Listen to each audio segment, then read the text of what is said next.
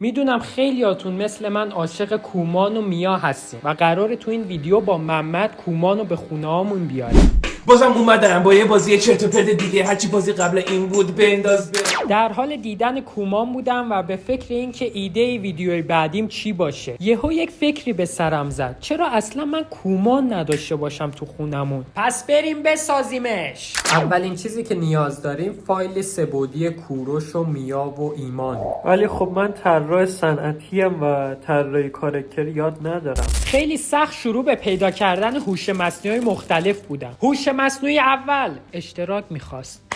هوش مصنوعی دوم فایل رو دادم داره پرداز، این که بیشتر فوشه. رفتم از دوستم کمک گرفتم ببینم چه چیزی پیشنهاد میده. هوش مصنوعی سوم ببینیم این چی کار میکنه. بابا من فایل میخوام.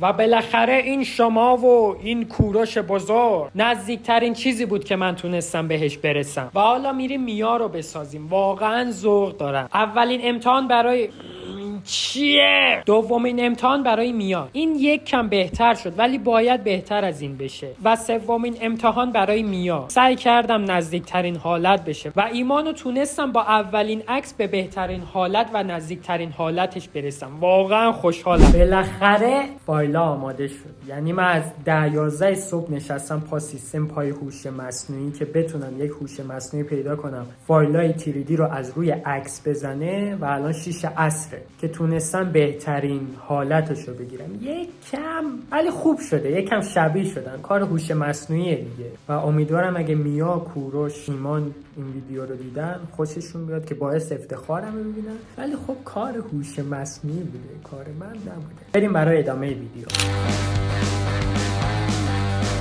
شروع کردم به آماده سازی فایل ها برای پرینت. فایل ها آماده شد و قرار 3 تا همزمان پرینت بشه که پرینتش حدود 6 ساعت طول میکشه و 50 گرم فیلامنت میبره. فایل ها رو دادم به پرینتر و بعد صبر بکنیم پرینتر به اون دمای لازم برسه. اول از همه طراحی تاج رو برای پادشاه زلالدلمون شروع کردم که اینم شد نتیجه کار. بعد برای میا این کلاه سخنگو داخل هری پاتر رو براش آماده کردم. برای ایمانم حیوان خونگیشو در نظر گرفتم که خیلی بامزه شده. همونطور که میبینین پرینت در حال انجامه که نزدیک 6 ساعتی طول کشید. یک صدای بهشتی.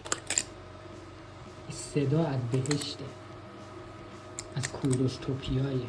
دیگه آخر شب بود که پرینت اینام تموم شد. دیگه ادامهش رو میذاریم برای فردا. تادا! خیلی خوش اومدیم به روز دوم. بریم دیگه کار رو تموم کنیم.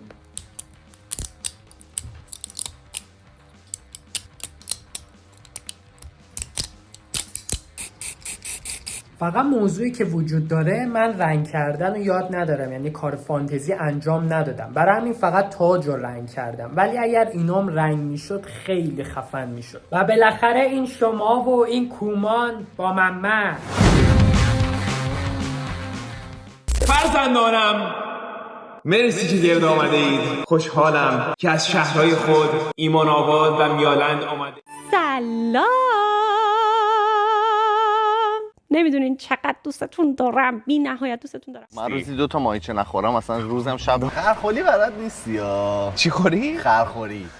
از اینکه تا اینجا همراه من بودین واقعا ممنونم و خوشحال میشم اگر این ویدیو رو حمایت کنین تا به دست کوروش و میا و ایمان عزیز برسه. با محمد همراه باشید.